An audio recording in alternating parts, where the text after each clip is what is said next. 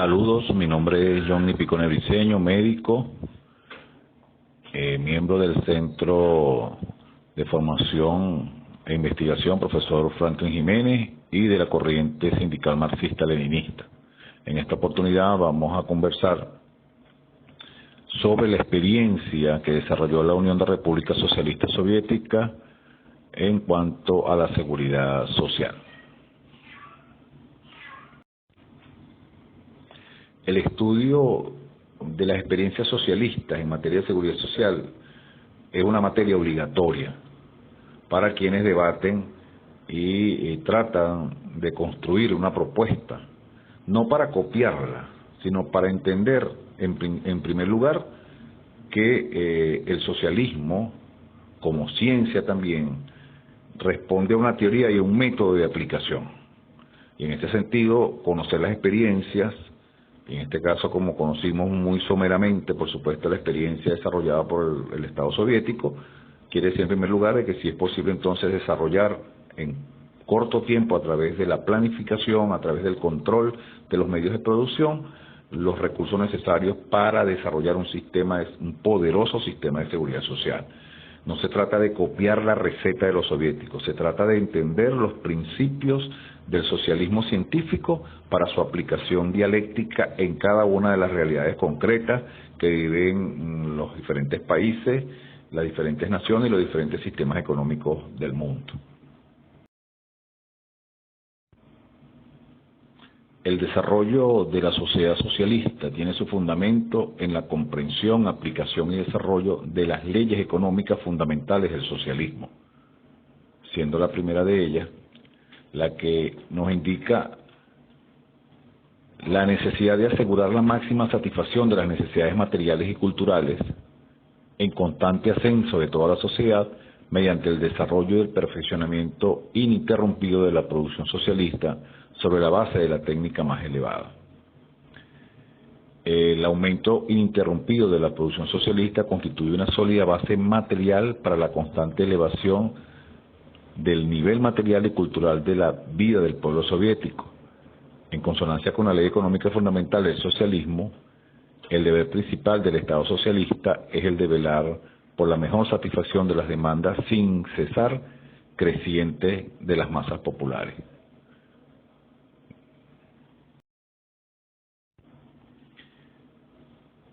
Una segunda ley es la ley del desarrollo armónico proporcional de la economía nacional. Esta ley exige que la economía se atenga a un plan, que todos los elementos de la economía nacional se desarrollen proporcionalmente, que los materiales, la mano de obra y los recursos financieros se utilicen del modo más racional y eficaz. Es decir, la planificación es la herramienta fundamental para el desarrollo de la sociedad socialista. La experiencia del Estado soviético fue que se desarrolló como propietario de las 9/10 partes de todos los medios de producción que existían en el país, y apoyándose en el dominio de las leyes económicas del socialismo, pudo dirigir planificadamente la economía nacional y cumplir la función de organización económica para el máximo estado de producción, desarrollo de la producción en función de los intereses de la sociedad soviética. El Estado planifica la economía nacional del país, y esto significa distribuir los materiales, manos de obra, recursos financieros, determinar los ritmos de producción, el tipo de producción, el volumen, la estructura, cómo es el comercio interior y exterior, los precios, es decir, el dominio completo de la economía está en manos del Estado revolucionario y socialista soviético. En los primeros años de la revolución, cuando triunfa la revolución bolchevique, se encuentra con una situación económica muy precaria, desarrollo de la Primera Guerra Mundial, además ya de la crisis propia de la sociedad zarista, y son unos años muy duros en lo económico. Igualmente en esos primeros años donde se comienza a desarrollar la experiencia bolchevique, hay una ruina económica que ha afectado prácticamente a todos los sectores de la sociedad, escasez de ropa, calzados, medicina, tampoco funcionaba el transporte público y había una terrible devaluación de la moneda nacional, el rublo. Igualmente, ya pasados esos primeros años de la experiencia de la Unión Soviética, encontramos entonces que en ese contexto comienzan a realizarse las primeras atenciones en materia de asistencia social, y de esta manera se desarrollan los llamados comités ejecutivos de los soviets, que crearon los consejos de empleo de los inválidos, integrados por representantes de distintos sectores de la economía y sociedades de ayuda mutua. Estos fueron los embriones de la experiencia de la Unión Soviética en esta materia. Ya en 1936, con una nueva constitución, se legaliza el derecho de asistencia a la vejez en caso de enfermedades, de incapacidades laborales. Sin embargo, bueno, a partir de 1941, como todos conocemos, se desarrolla lo que se llamó la Segunda Guerra Mundial, y allí tuvo la Unión Soviética un papel determinante en el enfrentamiento al ejército alemán nazi, que costó 20 millones de vidas humanas, pero además la destrucción de más de 1.700 ciudades y de 70.000 aldeas, lo que también generó un terrible daño a la economía nacional. A pesar de esto, bueno, la Unión Soviética logra recuperarse nuevamente, así como en los primeros años de la Revolución. A partir de la Segunda Guerra Mundial, también producto de la aplicación del dominio de las leyes económicas del socialismo científico, logra desarrollar los planes quinquenales, los famosos planes quinquenales económicos de la Unión Soviética, y allí entonces, con el dominio, repetimos, de las leyes económicas, comienza entonces a desarrollar de manera vertiginosa la producción de bienes de uso y consumo y a la creación de los fondos necesarios para el desarrollo de la economía. En primer lugar, los fondos de producción, como garante del ascenso permanente de desarrollo del aparato productivo, y luego los fondos de consumo social, que tenían que ver con atender todas las necesidades de la población, y es en estos fondos de consumo social donde se extraen los recursos necesarios para comenzar a dar respuesta a todas las contingencias sociales que forman parte de las funciones de la seguridad social soviética. De manera que los fondos de consumo social constituyen una forma especial de distribución de la renta nacional de la Unión Soviética, esa que se obtiene por el dominio y el control del aparato económico de la nación. A diferencia de los salarios, los fondos sociales están destinados a satisfacer las necesidades sociales de todos los ciudadanos sin excepción, y es la principal fuente de medios que nutre los fondos de la sociedad, representados entonces por la producción de bienes de uso y consumo. Es decir, todo la producción de bienes, todos los ingresos netos derivados de la producción son puestos a disposición del desarrollo de la sociedad en dos elementos: uno, la propia producción, es decir, el propio aparato productivo, y dos, la atención de las demandas sociales. Estos fondos destinados a la atención de la seguridad social están bajo la tutela de un solo organismo, corresponden a un solo mando de administración. Son los consejos centrales, a través de los consejos centrales de los sindicatos soviéticos, quienes destinan los presupuestos a las repúblicas federadas. Recordemos que la Unión Soviética, la Unión de Repúblicas Socialistas Soviéticas, está formada por 15 repúblicas. Entonces, estos consejos centrales de los sindicatos soviéticos dirigen los presupuestos hacia las repúblicas federadas, y en cada una de las repúblicas federadas estos fondos son administrados por los departamentos de previsión social de los soviets locales de diputados populares. Y otros fondos también son manejados por los comités sindicales de las empresas, instituciones y organizaciones. Queremos decir con esto que ese fondo, o esos recursos provenientes del fondo social, que a su vez proviene del ingreso neto de la producción, tiene una fuerte participación de los sindicatos y de los obreros organizados, no solamente para la Contraloría del uso de los recursos, sino para la administración y gestión de los mismos, es decir, hacer que efectivamente estos recursos lleguen a las personas que necesitan cubrir las diferentes contingencias que cubre la seguridad social.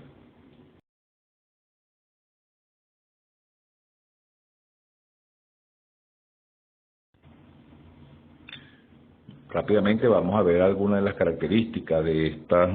contingencias, de estas o de estas coberturas que prestaba la experiencia soviética a las contingencias sociales. En primer lugar, las pensiones de vejez, ¿verdad?, que ofrecía al ciudadano el Estado soviético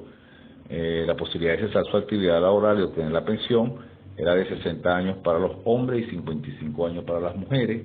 pero aquí comenzaba a presentar algunas variantes, algunas ventajas. El hecho que, por ejemplo, algunos trabajadores hayan laborado, hayan desarrollado su vida laboral en ambientes de trabajo donde había mucha exposición a peligros, a elementos que podían dañar su salud, como el caso de los mineros, los obreros metalúrgicos, químicos, textileros. Ellos tenían la posibilidad de adelantar su edad de jubilación, pero también había la concesión de unas primas o unos aumentos de los montos de pensión por haberse expuesto a trabajo nocivo. Las mujeres también tenían la posibilidad de jubilarse 5 años antes si realizaban labores como en la agricultura, así como las mujeres que daban a luz, habían criado a 5 hijos o más, o tenían un nacimiento con alguna discapacidad. Entonces, eso es un elemento de avanzada que ya presentaba el sistema de pensiones del Estado soviético. Igualmente, el abordaje de la vida del jubilado era importante. Un primer elemento del Estado soviético era tratar de que los jubilados se mantuvieran activos en el trabajo, o sea, tratar de motivarlos a eso, porque la concepción era de que estos jubilados eran unos maestros en las labores que ellos realizaban y podían entonces cumplir una función educativa allí con el resto de la población trabajadora, por supuesto en unas condiciones muy especiales. El Estado y los organismos encargados de colocación laboral, así como la administración de las empresas industriales y organizaciones, les ayudaban en esos propósitos. Es decir, si el jubilado no tenía la intención de continuar trabajando, laborando en la empresa donde se jubiló, pues podía desarrollar otro tipo de oficio, otro tipo de labores en otros ambientes de trabajo. Entonces, según sus capacidades, era ubicado en otros espacios laborales. En la oficina se puede obtener información completa no solo sobre el carácter del trabajo, el salario y las condiciones, sino también sobre las facilidades que ofrece una u otra empresa a los jubilados. Esta oficina que hace referencia acá se refiere a la oficina de colocación de los jubilados, que era parte del sistema de asistencia social que se le brindaba a los jubilados, es decir, unas personas encargadas únicamente de la colocación de estas personas jubiladas en ambientes laborales si ellos lo deseaban. Así era la voluntad de estas personas que llegaban a esa edad. Un elemento muy importante que desarrollaron también los soviéticos fue la atención a la vejez solitaria, como un elemento muy común en las personas adultos mayores que llegan a esa edad. En la Unión Soviética funcionó una amplia red de asilos para jubilados solitarios, cuyos gastos son asumidos enteramente por el Estado. Son asilos que se encuentran lejos de la ciudad, con todas las comodidades, y allí hay un personal especializado que se encarga entonces de brindarle en primer lugar la asistencia médica calificada y planes y programas de rehabilitación física, de manera de mantenerlos en óptimo estado de salud, según, por supuesto, el grado dificultad que tenían las personas adultos mayores que vivían en vida solitaria, pero que eran acogidos en esta red de asilo en el Estado soviético. La pensión por invalidez, por ejemplo, otro de las características del sistema de seguridad social soviético, que aparece en la Constitución de la Unión Soviética. Esta asistencia está garantizada a todos los ciudadanos ciudadanas de esa nación, estaba garantizado sin ninguna condición previa. Es decir, no había una limitación para que una persona no fuera pensionada por una situación de discapacidad. En primer lugar, era la atención de la salud como un primer elemento, algo importante, garantizar o asegurar su completa curación a través del tratamiento médico, quirúrgico y posteriormente la rehabilitación para la colocación laboral, si la discapacidad lo permitía. A cada persona con discapacidad se le asignaba una pensión independientemente de las circunstancias por las cuales perdió la capacidad para el trabajo. Es decir, haya sido un accidente laboral, una enfermedad ocupacional o un accidente común, una enfermedad común. Si eso generó una discapacidad en esta persona, igualmente esta persona recibía una pensión para cubrir esa contingencia mientras la misma durara.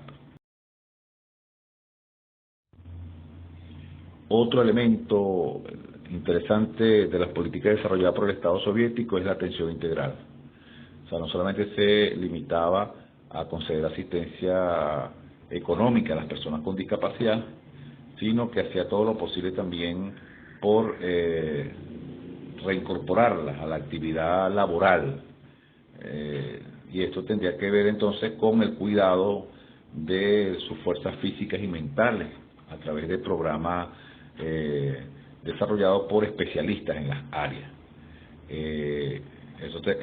Esta atención integral se desarrollaba en centros que se llamaban centros de rehabilitación, donde a las personas que allí acudían se les enseñaba entonces funciones domésticas y profesionales de las más básicas y elementales, también para promover un grado de independencia en estas personas, que forma parte también de la concepción y del tratamiento que se le debe dar a las personas que llegan a una edad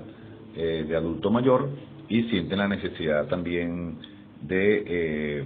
poder sentirse útil en la sociedad, y por eso siempre existía la motivación a que se incorporaran al desarrollo de algún tipo de actividad. Estos centros de rehabilitación pues tenían la función de prepararlos para el desarrollo de esa actividad.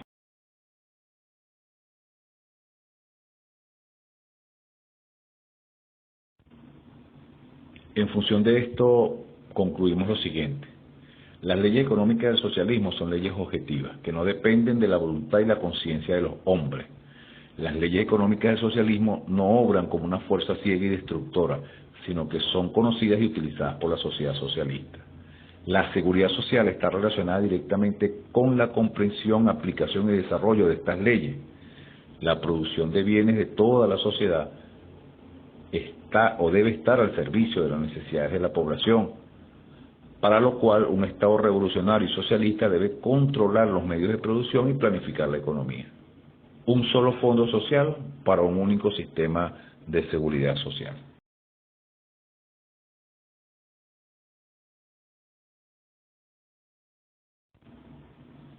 Concluimos con esta frase. La única posibilidad de realización plena del género humano y por tanto del disfrute de una seguridad social es el desarrollo pleno del socialismo científico en la sociedad. Muchísimas gracias.